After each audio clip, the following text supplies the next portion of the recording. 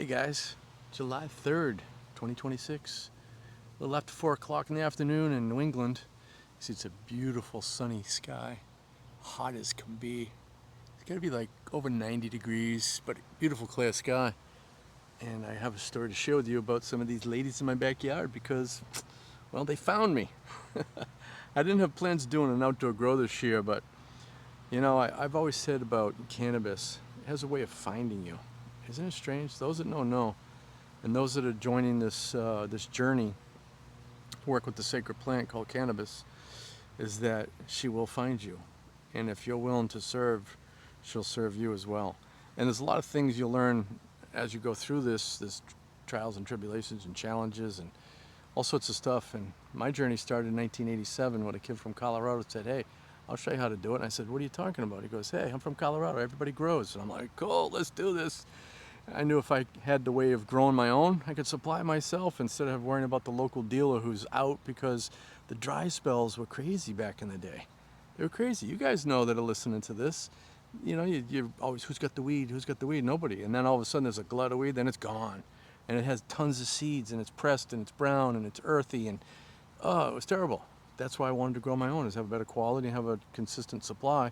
And here we are. So let me tell you the story about some of these ladies here.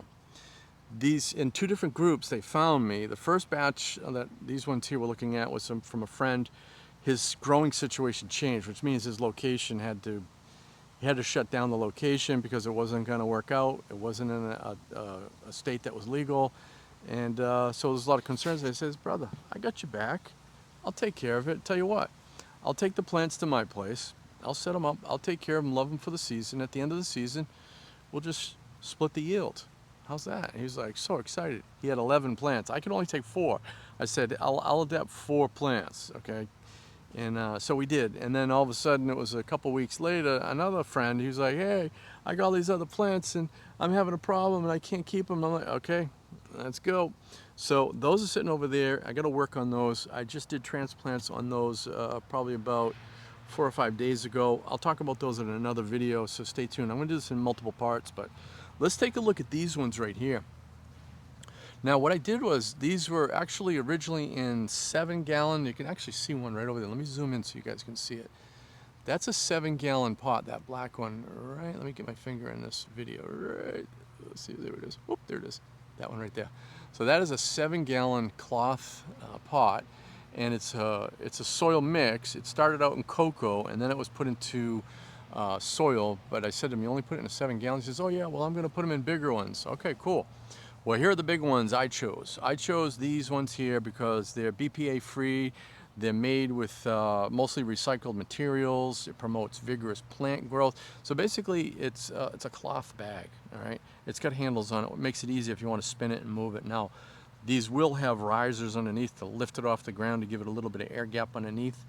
The reason you want that is because of this cloth. It helps to regulate the temperature of the soil, not get overheated. In the wintertime, it warms it, and sometimes helps to keep it cool. It breathes, so it lets oxygen get to the root zone. More importantly, nitrogen. Did you know that all around us in the air there's nitrogen? Yeah, shut out of here. Oh yeah, there's nitrogen. I don't think there's like 72% nitrogen in the air. Now, last night we had a lightning storm, which increases the nitrogen in the air. Really what you want is you want to be able to get that air into the root zone, which it's rich in nitrogen, which helps your plant a lot. So, and also your root system in these are different. The roots will poke through, and this is a soft enough material, the roots poke through and they air prune, they dry off. And so you have a different root structure in this type of growing system where the roots poke out and the roots go outward like this, versus like some of these over here are plastic bags. I'm going to do some in the season to teach on how to use those. Those, again, the root system on that is going to circle, which is okay. But I like this structure better. So these are 30 gallons. I just transplanted them yesterday. And while I have you guys, I want to share a few little tips that you might be beneficial for your outdoor season. Now, granted, not all genetics are the same. Not all growing environments are the same. We know that. But the general concepts can apply to some of your growers. So as we go through the summer season, stay tuned. I'll be adding some more videos of techniques to take care of your plants, increase the yields, how to deal with bugs, how to prevent them, molds, all sorts of challenges in the outdoor season. It's not as easy as people think, just put some seeds in the ground. Sure, you can do that, but you're going to invest some time. And so let's take a look. First off, you can see here, that's a hose and water filter. So that there, at the end of my hose, so this is by Grow Green. So this is a garden hose. Look at this. It effectively reduces chlorine and chloramines. So basically that's I call pool water. You kill the microbes in your soils, or you're reducing the colonies, I should say. Foul taste and odors, chemicals, VOCs, sediment and dirt, rust, iron, particles, and it's good for up to 11,000 gallons. Check it out. So I just put it at the hose end, and I can sit here and I can water my plants, and I'm watering them with filtered water. All right, so basically this is the membrane that's squeezing out all the impurities in your water system, like RO systems. That's basically your membrane section. I got a nice flow, so I can do a really nice watering with this, which makes it really convenient versus doing buckets and hand watering and all that. It takes too much time, man. And this is the soil. I'll talk about the soil in a minute.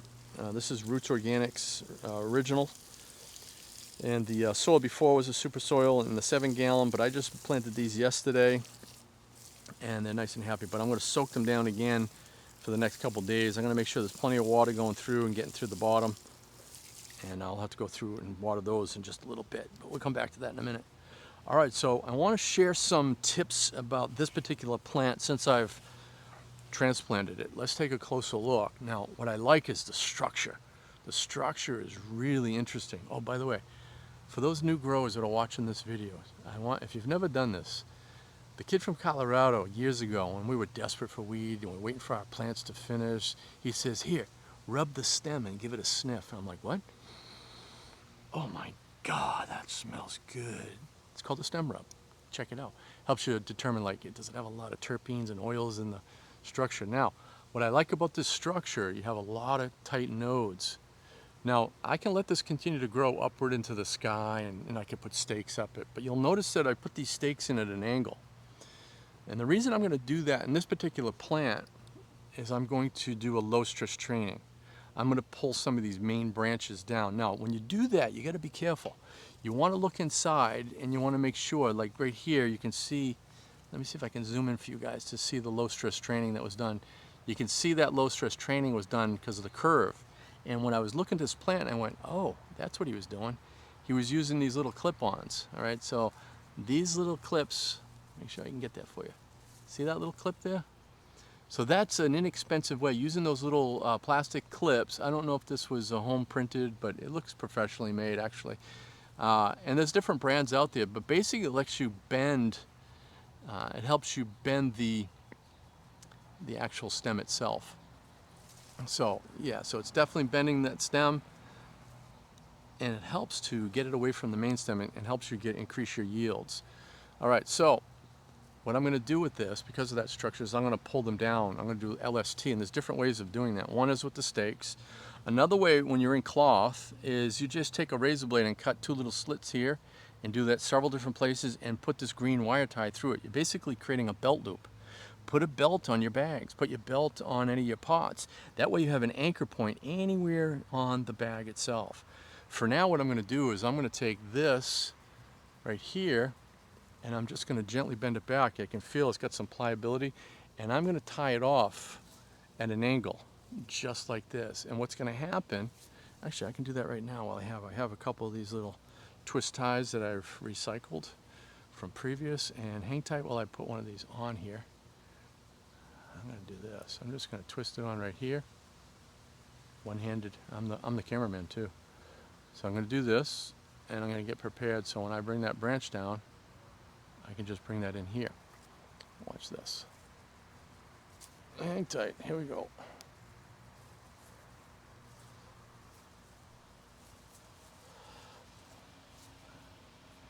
Okay, so now I'm going to go underneath this little branch here, because I don't want to tie that one up, but I do want to do this one.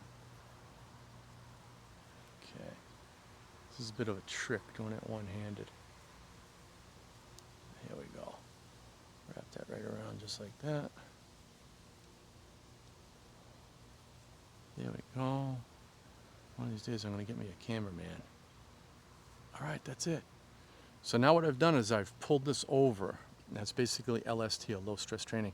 Now all these branches that were down below are going to go upward like this. You'll see in the next couple of days when I do another video on this, these are going to all stand up, and these are going to become nice tops. These will all go up like this. This will come up like that. Now this section here will curl upward like that. And then I could do it further out and do it again if I want to. So all these inner nodes are now going to go upwards like tops. And I'll do the same thing on this side over here. I'll take this main one down here and I'll pull that one down. Again, this is going to increase the yield on this later down the road. Everything you do today is about the yield in the future. So this will pull down, all those nodes will go up, and then also I'm opening up the center section for a lot more light. Watch when I pull this down. You see all the light that can go down. So I'm going to pull all of these branches down. I'll do some LST in here. I don't want to have 10,000 stakes in here, so I can just put a belt on down below, and then I can do the pull downs. This is going to have a nice structure for an LST. So stay tuned for the next video coming up in just a minute.